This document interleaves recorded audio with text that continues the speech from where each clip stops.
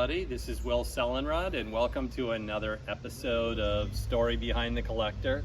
Today, we're going to be talking to Ben, and Ben has just a great collection. He's got 5 different cars from 5 different manufacturers, and each one of them is very significant. Here, we're going to have him come over, and he'll explain every one of these cars. So, I'm real excited to have Ben join us. These are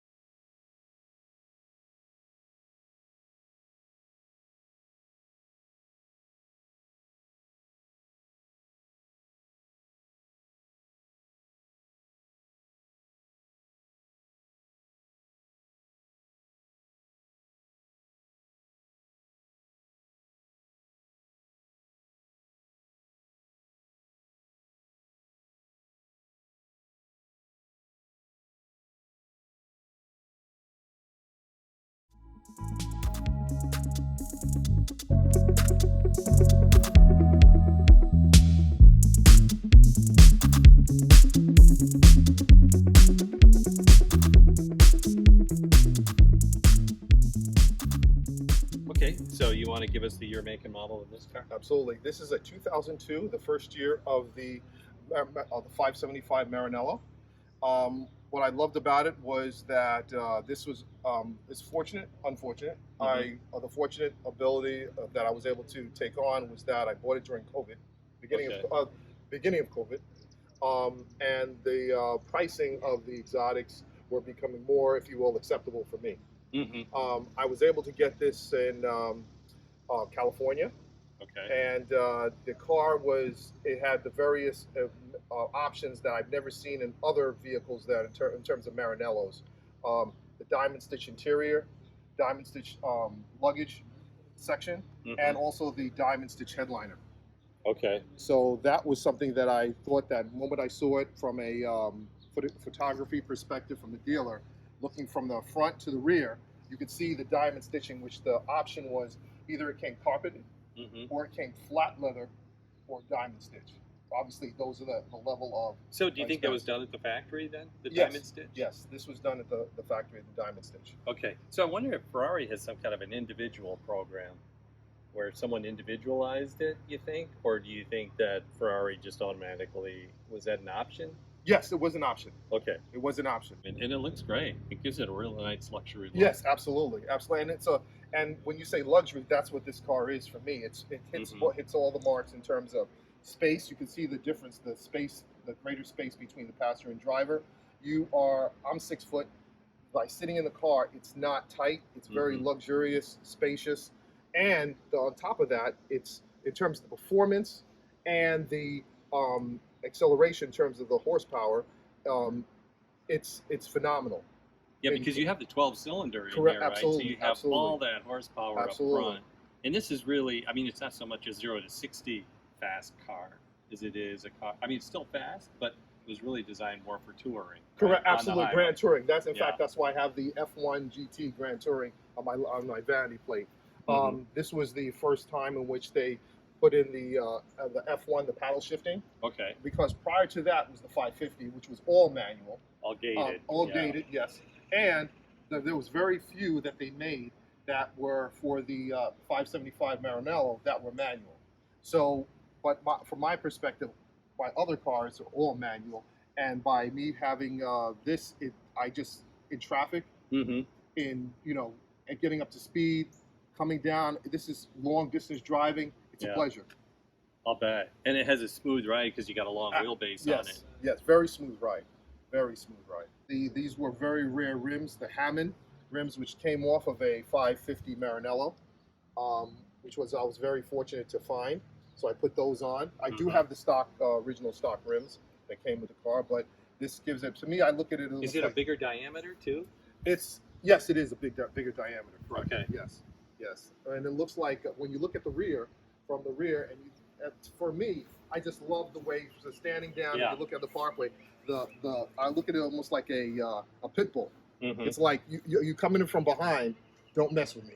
Yeah, it's a serious statement. Yeah, exactly. And what's Hammond then, or Hammond? Is that the? That's the aftermarket company that makes the Hammond rims. Okay. And it would be a Hammond Especial because it has the performance adjustment to it as well.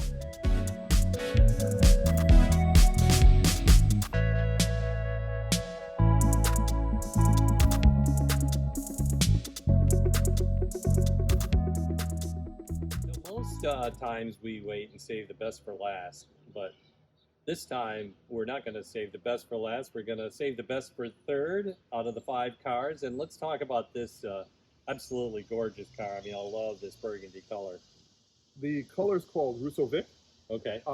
Red, obviously, for the Russo, and Vic is named after the dealership that collaborated to bring Lamborghini and the Monterey Edition vehicles to a dealership in Platinum Motors.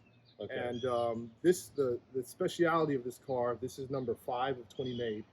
The purpose and the rationale for the design of this is based on the Lamborghini was the featured manufacturer in the Monterey Concourse event in Monterey, California, in 1998. Lamborghini and the gentleman Vic was able to determine that they wanted to do something very special. And their flagship sports cars, if you will, for Lamborghini at the time was the SV, Spinto Veloce, pushing fast. So what they did was they started with making the car, first off, very unique in itself. So that's why they only made 20. Each one of the 20 is distinctively a unique color. So each one is one of one. Okay. And this one in particular is number 5. Now, it has a number of different unique features versus the regular factory SV. One being has the SC30 rocker panels. Unlike the standard SV, there's one vent and it's facing forward. The SC30 has three ports and one vent but facing the rear. Okay. Next distinctive is that obviously the seats. The seats state Monterey Edition on this etching, as well as the stick shift knob, carbon fiber stick shift knob. Another distinction is the carbon fiber side skirt panels when you step in. Now with this one, I was very fortunate enough that the owner, the original owner, when I had all the manuals and all that, I found that the labels of ownership was not defined by the original owner. Mm-hmm. So he reached out to me and stated, Ben, why don't you just send to Lamborghini with your identification information that you're the owner, and they will be able to post your name on it. Okay. I sent those two plaques. They go on the rockers, and I was able to get my name posted. Excellent. And when did you acquire this? This would be 2009. Okay. And at that time, I mean, Lamborghinis were still very special and popular cars, but they haven't gone up in value as much as they have lately, right? Absolutely. They were still kind of a unknown investment, if you look at it that way. Very much so. And at the time, the Diablo or owners that wished to acquire them, they were pushing to get the Murcielagos.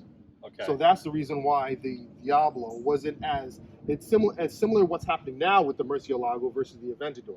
Now the Murcielagos are going up in value, and versus what's happening with the Aventadors. So, and this, before the Diablo, is truly the 100% Italian-made supercar. Mm-hmm. No collaboration with Volkswagen, Audi, or any of that company. Volkswagen owns Audi, obviously. Yes. And that's what's happened with the Murcielago. This is fully, and this is the last of the fully Italian-made Lamborghini. And how many miles do you have on this car? I have actually 13,500 miles. Okay. What will we see here? Is this a 12-cylinder? 12-cylinder. Oh boy, is that gorgeous. And also it's very, the firing order, which is, I find very special that it actually, Lamborghini posts the firing order. Now, did you do anything to this engine to customize it? No. The engine is factory. The only thing that I actually did to add my flavor to is obviously my initials. Okay. And I had the plate here matched to the color of the body. Okay. Because normally it would only come the same silver going straight through. And what about on the valve covers then? Did you paint that red there too? No, that came that way. Okay. One of the things that I found very interesting, which I was very fortunate to get, and let me pop open this,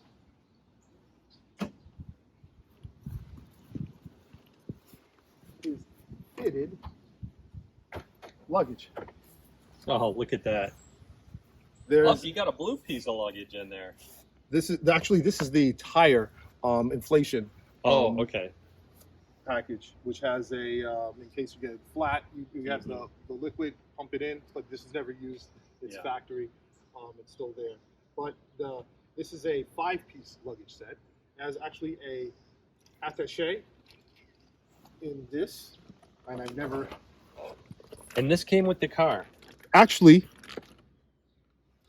this came with the car, but I was very lucky to find this, or get this acquired. Okay. They have the car won the Concours d'Elegance in Connecticut. Oh yeah. And as I was going through it, and obviously very pleased, I was up against the F40, surprisingly enough, a Lotus Esprit Turbo, and other vehicles high end, and we were in a supercar class in a circular pattern, and at the end I won.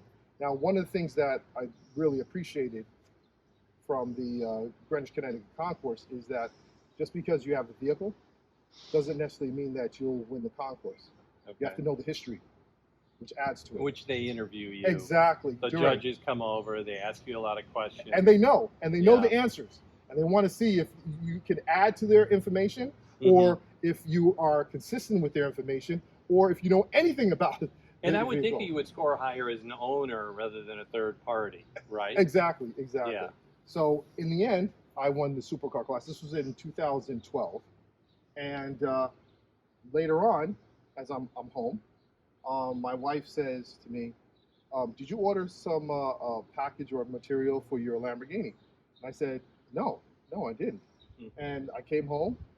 I was at Price Warehouse. I came home, and I see a box, Lamborghini box, and I opened it up, and it's the luggage. Who sent it? Lamborghini, with a letter saying congratulations on my concourse event. You think they were there? I have no idea. It was and it was in one half of it was in Italian, other half was in English, and they so said, it came "Please." from Europe then. Yes.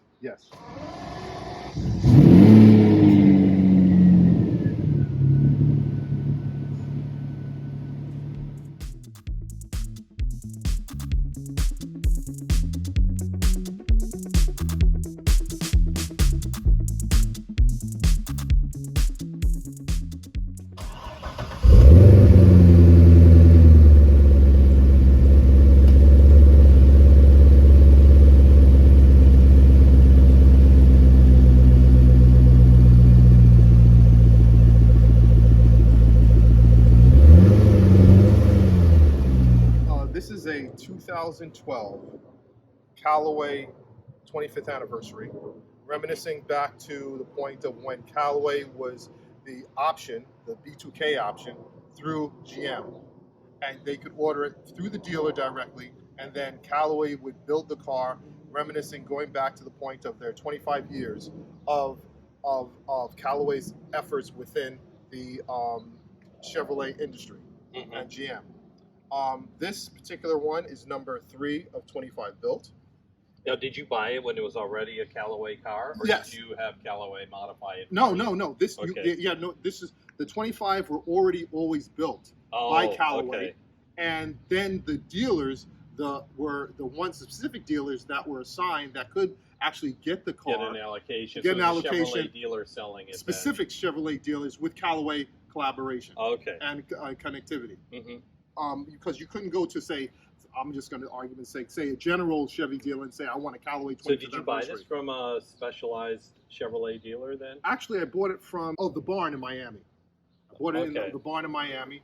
The car originally had, when I bought it a year ago, had 1,200 miles on it. Okay. I've put 400 miles since I purchased it. Now it has,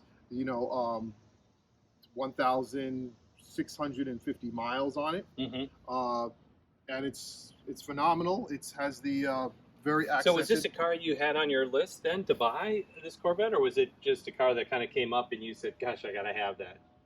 Actually, I had a 1990 Callaway Aerobody CR1, number 10 of 11 built, and what I love about it is that the uniqueness of the car, and I'm very friends with Reeves Callaway, and also I'm got acquainted with his son Peter, and I've always had this uniqueness of all my cars have this uniqueness of my desire to have them, and with my CR1, I was driving. I had the car for talking about 20 years. Okay. And I said, you know what? I've personally kind of outgrown the car. Is performing the same way it always has, but I outgrew it. Yeah. So last year I said, you know what? Maybe it's time for me to look for another vehicle that checks off the boxes. That it's a Corvette, obviously. It's a Callaway, and it's rare. So this one, as I stated, this is number 3 of 25 built. The delivering horsepower was 620 horsepower, 550 foot-pounds of torque. It shows the uniqueness of what Callaway added to make this Grand Sport the 25th anniversary and made it especial for the under the Corvette under Callaway. And the option, which was the 25th anniversary package, was $52,980. On top of the cost of the factory of Grand Sport. Yeah. And each of the cars were built by GM unique already in terms of the color and in terms of the interior that Callaway would add to it to make it more unique. Okay. For example, Very cool. the rims are specifically, you can see Callaway, Mm-hmm. and they're black carbon and carbon chrome, black chrome, if you will. Sorry, and the top, if you can see, has a distinction of the darker gray Yeah, I see the contrast. and makes it very, very beautiful in my mind. Yeah, it really breaks it up. Looks good. I like the suede. Yes, it's Alcantara suede, black interior, and actually it's called ebony interior. And the you see the steering wheel has the accents of carbon fiber with the suede, and the collaboration with the red stitching. And Oh, yeah. I like the points of the accenting of the carbon fiber throughout the various points in the car. Oh, it smells brand new. Oh, yes, yes.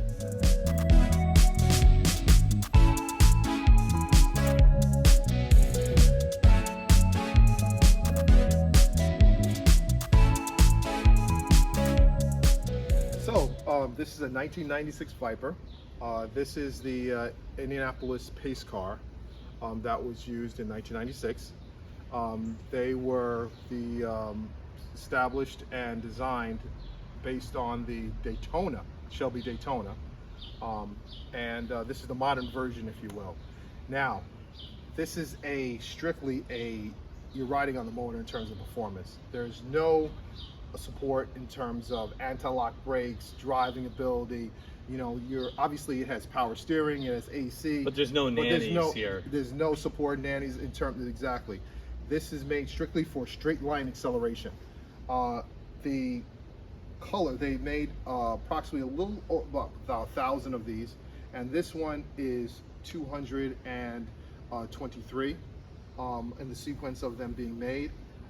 This one has the special rims. Now these are aftermarket rims. I do have the factory rims, but I just wanted the factory rims for me do the rims the car justifiable in terms of looks in my preference. So I had these custom made. They still have the factory center cap with the Sneaky Pete on it, and I put in a Borla exhaust, very good. And it's a very performance-driven vehicle, but again, straight line acceleration. This is not, if you look like all the other four, if you're going in a straight line and you want to go from left to right, and accelerated speed, you have to be very careful with this, because the back will almost like drift. And there's no nannies, there's nothing to prevent you, there's no alarms to say we got you. No, nothing. It's like you're on your own. So, and it's probably less refined than of all the cars, right? It's absolutely. a little more visceral. Absolutely. But that's the way it was designed. Exactly. And the design, which is purposely looking, because this is the first year, you see the hump here. This is actually on both sides for space for when if you're going to drive and put it on the track for your helmet. Okay. And that's what that is. And this also, which is uniqueness of this, and that's what I liked about it, it has the pedigree of Lamborghini. A lot of people don't realize that. But because of the V10, Lee Iacocca, when he was the controlling interest of Lamborghini, it was the Cola Wars, obviously GM with the Lotus, controlling interest of Lotus, that's why they built the ZR1. Then you had Ford, they got involved with Jaguar. They came up with the SVT division. Now you have Dodge.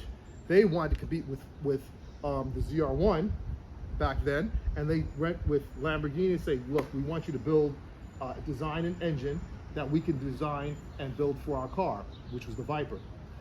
The Viper came, they created. Now a lot of people don't realize it, but the block on the Viper V10 is the same block, just slightly modified for the Gallardo. Interesting. So, I did not know that. So that's where it has the pedigree, if you will, the Lamborghini influence in the designs of the Viper, meaning the Gen 1 and Gen 2s, not moving forward Gen 3 and so forth, but Gen 1, Gen 2 with the V10. My desire of vehicles kind of came very late. My father owned a Texaco and Sunoco back in the early 60s and 70s, and reverse psychology, I was always going into the shop. Unlike my friends would say, hey, we're going to play football, we're going to go soccer. I said, unfortunately, I'm going to have to go to my father's shop, and I'll be pumping gas, working on cars. Okay. such as that. Making your college money. Exactly, Yeah. exactly. And but with that, it was a reverse psychology because I said I don't want to own a car.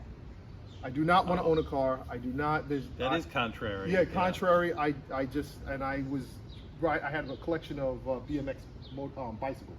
Okay. And how old were you at this time? It's going to normally like 16. You get your permit. I had no desire of getting a permit. Wow. Okay. No desire. And then one day my father had gotten a 1982 Corvette, and I was smitten. Yeah, he said, why don't you take this and get my permit? All right. Now keep in mind, I'm 19. Yeah. Now, would have this been the fastback, or was it a convertible, or what? No, it was a 82 cross fire injection Corvette. Oh, okay. Cross fire injection Corvette. And then I said, wow, this is really something. And in my mind, the shape of the Viper is pretty much. It has the subtleties of a 82 Corvette. So I said, you know what, I like it, and sure enough, I had started saying, you know what, I'm going to have a checklist of the cars that are always on that I want to do, and if I can get them, I'll get them, and I keep them. And what does the future hold in terms of your collection? Right now, I'm pretty much stable. This is pretty much what I've done, I've achieved, and I enjoy each one of them. And there's nothing that out there at this particular moment that has stricken my desire to acquire something additional. But these have hit all the marks as we mentioned. They're very unique in themselves, and they satisfy my desire on every single point that I look forward to. So the Porsche, as we mentioned, I drive that quite often, and I enjoy that. The Ferrari, that is for grand touring. I'm a member of the Ferrari Club of Long Island. Very collaborative team, very collaborative friends, and I enjoy the ride. It spoils me, I have to honestly say. Yeah, it's a beautiful car. The Diablo, that was something as a child I wanted. Everybody has their poster of that particular vehicle. I love the Countach, and because of my height, the Diablo was more desirable and more suitable, and I was able to, knock on wood, that hit all the marks, and I was able to get it at the proper time. The Callaway, this is something that is very special to me. I knew Reeves. I give his condolences to his family. He was a very special, very honorable, very friendly gentleman, knowledgeable, supportive, and this is why I love that also adds to an intangible value to the vehicle, which I desire and I appreciate. And then with the Viper going back to the history of the Indianapolis 500 and Shelby. I love the color. Blue is actually my favorite color, believe it or not. And this really stands off. And I've added a little more of my view of cosmetic flavor that appeals to me. Yeah, beautiful collection. Ben, thank you very much. It's been a real pleasure. Thank you. Thank you.